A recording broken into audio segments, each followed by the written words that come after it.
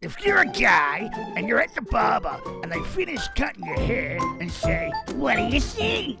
If you say anything else apart from, good.